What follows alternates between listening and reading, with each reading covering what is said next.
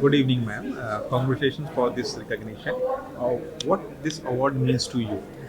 Well, this particular category, health and wellness, being able to make an impact and create a whole new industry and having it being recognized is a big moment for me. I feel great humility and satisfaction that this is actually being recognized as something which is worth rewarding.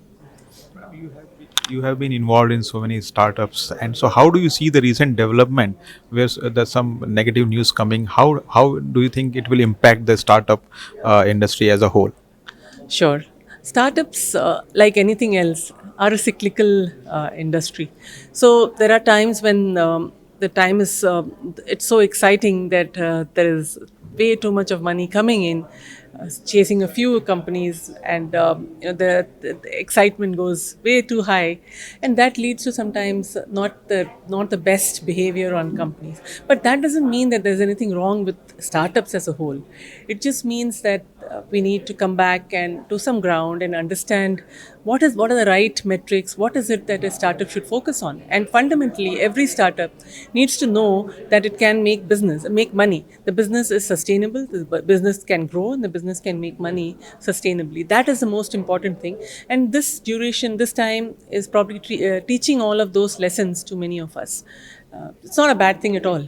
It only will make the whole startup industry that much more robust for the future, and will attract even more talent, even more in investments in future. So, because it's not going anywhere. This is what is going to be the future of this country, starting up. Yeah, madam, there are so many girls out there who look up to you as an inspiration, and maybe they would like to, start their own startup. So, what is your advice to them? How can they also have start a new venture? What's your advice to them?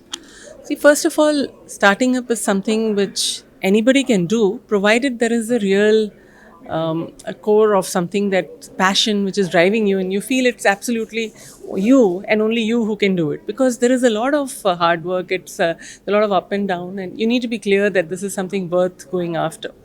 Now, if that is the case, then it doesn't matter, the gender doesn't matter, man or woman. If you feel that this is something that needs to be built and you're the right person to do it, then you should go out and do it. And there'll be a lot of struggles along the way, as it is for anything worth doing is going to be tough. That's fine. I mean, that's part of life. You have to put the fight.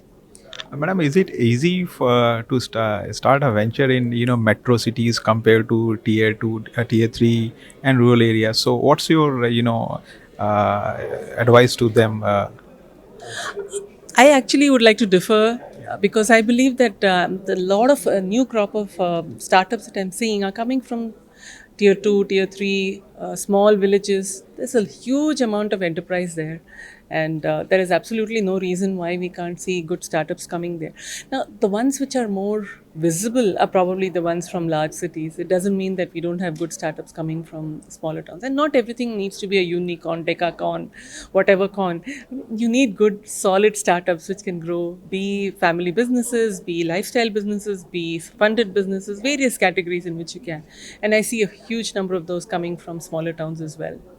So, this the culture of startups. Is it growing very well in India? Do you see getting across the country?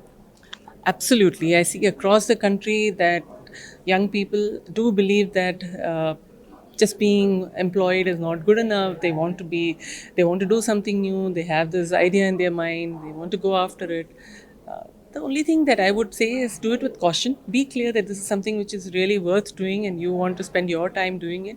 It's not for the faint-hearted. But if you believe it's your destiny, then you should go after it. And I do see a lot of them coming. Madam, what about funding winter? It's going to end soon, or will it persist?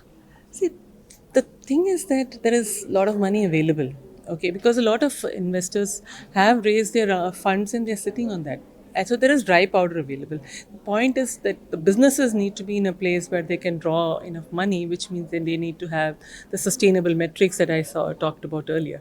And as that settles down, I see no reason why funding will not come in. And even now you see that some of the newer age companies like a Gen AI startup, and there'll be huge amounts of funding that it'll get in. So it's not that there is a funding winter, but more than that, there is a funding winter for things which are not sustainable. Thank you so much, madam, for your time and best wishes.